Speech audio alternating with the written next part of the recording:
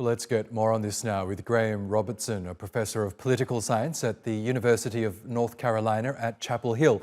He's also the director of the Centre for Slavic, Eurasian and East European Studies. Good to have you with us, Professor. If what Ukraine is saying is true, that around 400 Russian soldiers were killed in Russian-occupied Makiivka, it would make it one of the deadliest single episodes of the war for Moscow's forces. What does this say about Ukraine's capabilities right now? Well, what it says is that the provision by the Western powers, the Western allies of these HIMAR missiles is really a significant game changer in Ukraine's ability to take the war to Russia and not just be fighting a defensive war, but to go back on offense. We saw this in Kherson. We haven't seen it much recently in the last couple of months, but this is really a part of Russia, of Ukraine being able to keep the pressure on the Russians in territory they've already taken.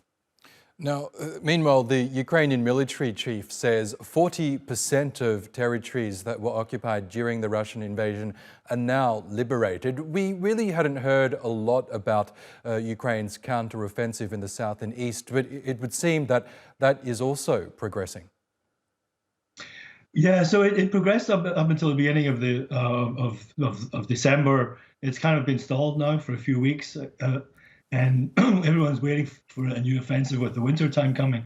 Unfortunately, from the Ukrainian perspective, the weather is too warm, the ground is too soft to expect to see large-scale offensives in the south and east of the country.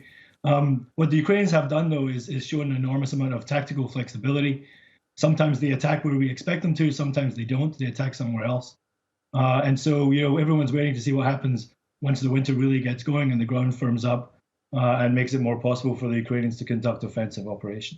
What we're seeing now is Ukraine grappling with a new front, if you like, one on the capital, Kiev. How can Ukraine possibly protect the city or continue to protect the city at this point? Well, what we've seen is the absolute critical importance of Western support, of German support, of American support in providing air defense systems that Ukraine has been able to use extremely effectively over the last few weeks. So it's continuing that support and making sure that Ukrainians have the technology. The technology exists. We just need to make sure they get it to continue to defend their civilians and the infrastructure in big cities, not just Kiev, but in other cities around the country.